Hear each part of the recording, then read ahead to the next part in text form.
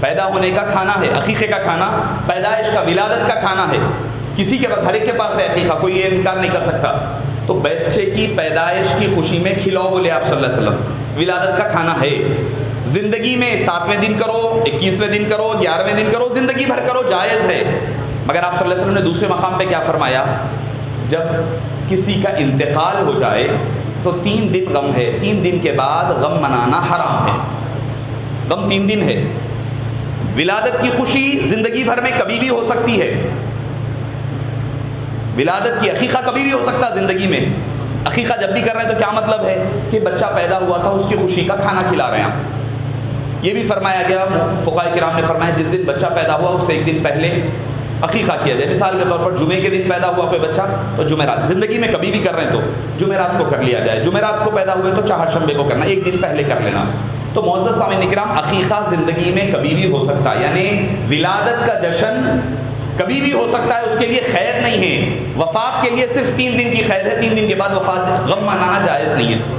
اب جو لوگ کہتے ارے صحابہ جو ہے حضرت عمر پر غم میں تھے، 12 کے دن حضرت ابوبکر پریشان تھے، حضرت علی رو رہے تھے، آپ لا غم منا رہی، آپ لا جو ہے شیطان خوش ہوا تھا، آپ لا خوشی میں شامل ہو رہی. نادانوں کو یہ نہیں پتا ہے کہ پہلی بات تو یہ ہے ہم زندہ جاوید کا ماتم نہیں کرتے، جو زندہ ہوتے ہیں ان کا غم نہیں منایا جاتا.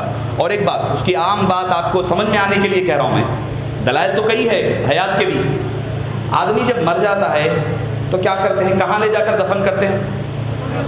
قبرستان. کوئی کسی کو گھر میں دفن کرتا کیا کوئی کسی کو گھر میں دفن نہیں کرتے.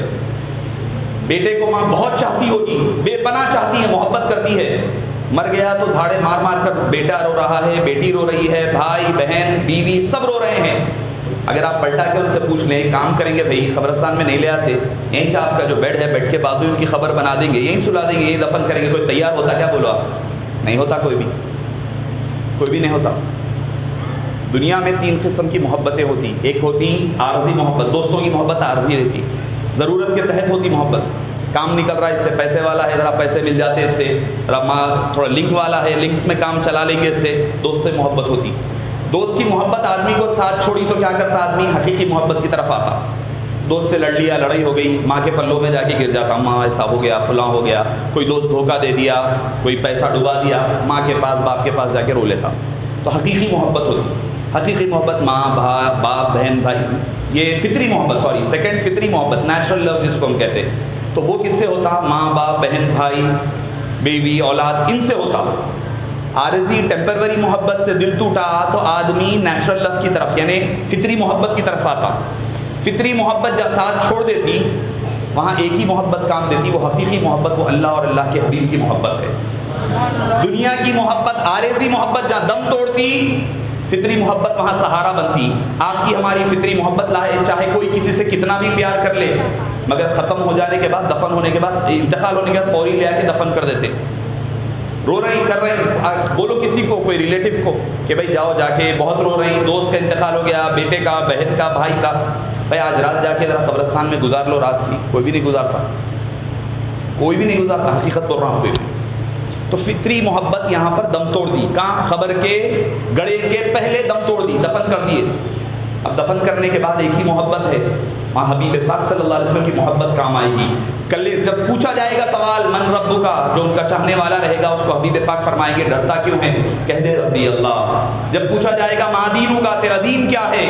تو جو حبیب پاک سے سچا محبت کرنے والا رہے گا، اگر وہ جھجکے گا بھی تو حبیب پاک فرمائیں گے تو کہہ دے دینی الاسلام. تو معزز سامعین کرام، جہاں محبت دم توڑتی ہے وہاں پر حقیقی محبت کام دیتی ہے. تو میں عرض کر رہا تھا کہ دفن آدمی کو قبرستان میں کیا جاتا ہے، گھر میں نہیں کیا جاتا.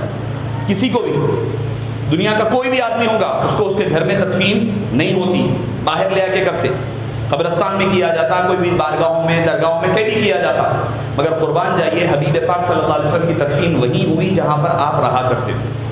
آپ کے اپنے گھر میں ما بین بیتی و ممبری روضۃ من ریاض الجنہ فرمایا، میرے گھر، میرے حجرے اور میرے ممبر کے درمیان کی جگہ ریاض الجنہ ہے. تو پتہ کیا چلا؟ گھر میں زندے رہتے ہیں، مردے گھر میں نہیں رہتے. موت شدہ لوگ قبروں میں رہتے ہیں، قبرستانوں میں رہتے ہیں. حبیب پاک کا اپنے خود گھر میں آرام فرمانا بتاتا ہے کہ آپ آج بھی زندہ ہیں. اگر وصال ہو جاتا تو جنت البقیع منتقل ہوتے، جنت البقیع نہیں لے کے آیا گیا، اب کے اپنے گھر میں ہی آپ کی تدفین عمل میں لائی گئی۔ ارے ہمارے نصیب میں ہے، اللہ تعالیٰ ہم لوگوں کو، بابا اکثر فرماتے تھے اللہ تعالیٰ ہم لوگوں کو کھلا پلا کے جنت میں لے جا رہا۔ دوسرے لوگ جو ہے جا رہے ہیں، جا کے ایک بھائی ناشتہ کون کرا رہا، اعلان ہوتا، مسجدوں میں جاتے آپ سمجھ گئے ہوں گے، مسجد میں جاتے جاتے ہی ٹھہر جاتے، اعلان ہو رہا بھائی 4 دن کے لیے ہم 3 دن 4 نہیں رہتا ہو، 3 رہتا ہے تو 5 رہتا ہے تو 40 رہتا، سمجھ رہے ہیں آپ لوگ، 3 دن کے لیے ہم لوگ یہاں پر اللہ کے کام کے لیے، اللہ کے دین کے لیے نکلے ہیں، 3 دن رہیں گے، چلیے پہلے دن کا ناشتہ کون کرا